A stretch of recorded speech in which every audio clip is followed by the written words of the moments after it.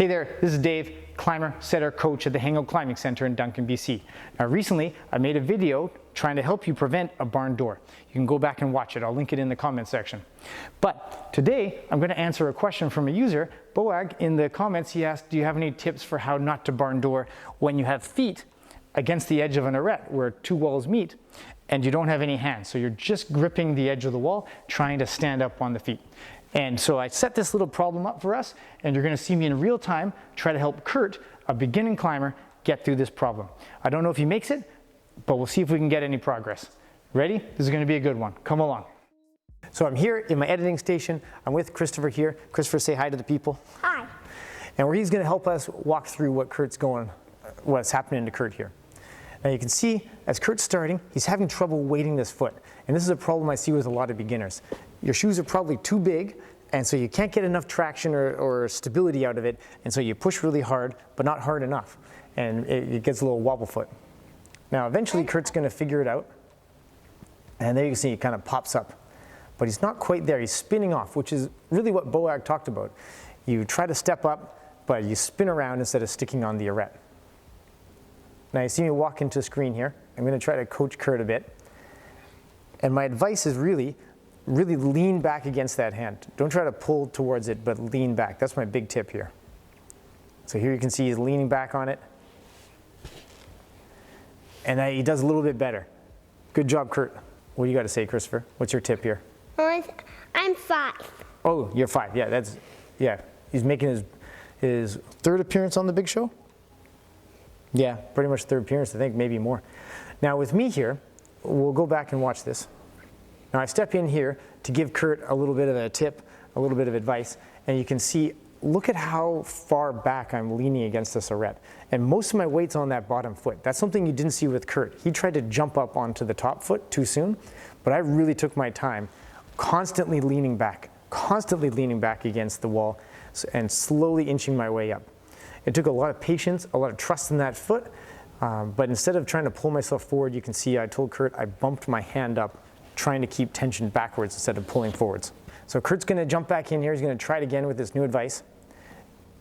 Here he leans back. Oh, he's sticking on. This is good, but you can see his arm is bending, and as it bends and pulls him forward, he spins off. So after I filmed this video, I took a good look at Kurt's shoes, and I noticed they were a full size too big, if not more.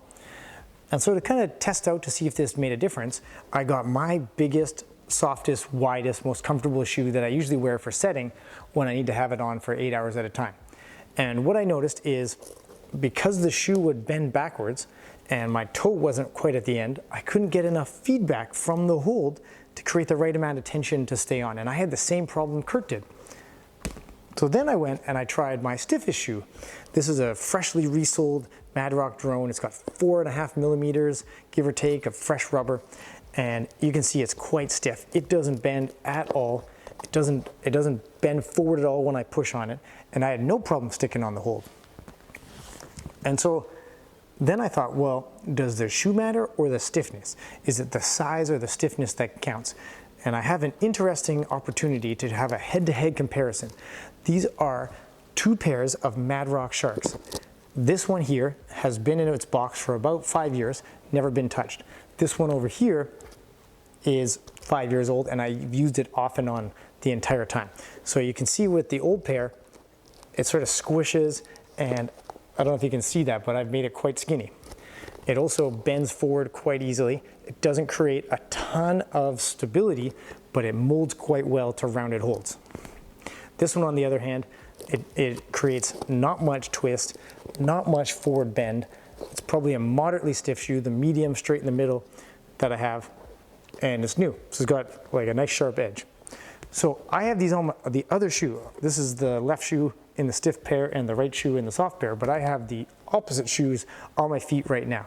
So because of this, we have the perfect opportunity to find out, does the stiffness of the shoe make a huge difference in whether or not we can stand on small holds against an arete? Let's find out. Now behind me, I've got this big yellow hold, as you can see, and it's got about a 45-degree slope on it. So in order to stick onto this, I'm going to have enough rubber in contact to create friction, but also lean forward enough that my hips and center of gravity and shoulders move over the hold. It's going to be tricky. With my soft shoe,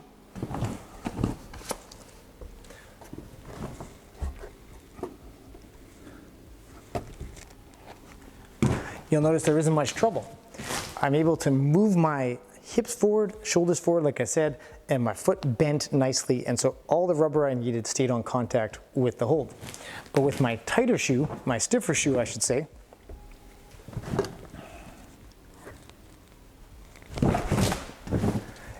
even as I lean forward into the wall, my shoe is trying to straighten out. It's stiffer, so it's straightening back and it's pushing my shoulders away from the wall.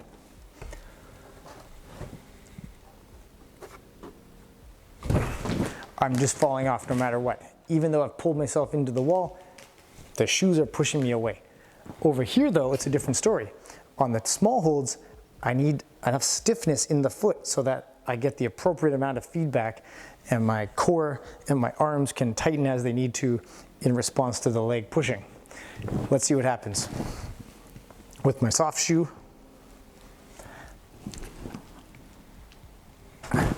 as I push harder, my foot bends and my leg keeps straightening, but I get no feedback through the core, through the arm. So to create enough tension, my arm just starts to naturally kind of pull forward a bit, and as soon as it pulls a little bit, it moves my shoulders forward and I spin off the wall. It's totally the opposite story as with the big hold behind me.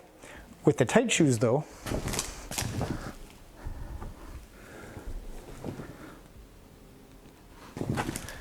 you can see I get a nice stable platform. My foot's not torquing and twisting a lot. And so I'm able to create the right amount of tension, stick onto the wall, the hold I should say, and I can find the right position where my hips aren't too far back. They're not jutting out this way with my legs extended, and thereby I get too much torque and lever off the wall that way. But I'm also not getting so little feedback, so little tension that I have to pull with my arm, get close to the wall, spin that way. Now Boag, I hope this helps. I hope you get a lot out of this and you get your project. For everyone else, I hope you send your projects too.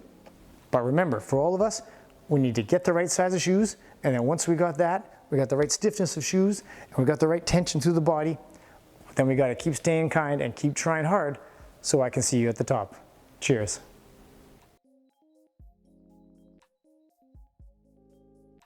Yeah, why don't you play this, Kay? Ready? Give us some audio, Christopher. Okay. Hope you have a good time at this climbing gym. And if you already come here, come again another time.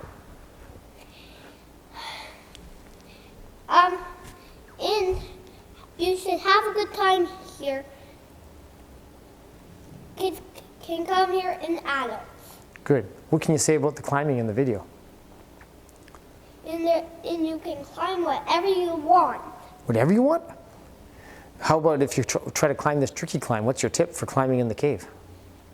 If you do the cave, you can go on the overhang. Oh yeah, is that fun? Yeah? How do you do it? How do you go on the overhang? When you get up there, do you have to tense up your core? Yeah. Yeah? What if your feet slip? Do you have to hold on for dear life?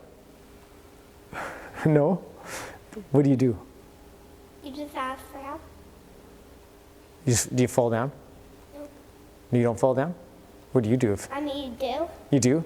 And then when you hit the ground, what do you do? Tuck and roll. Tuck and roll. Yeah, tuck and roll.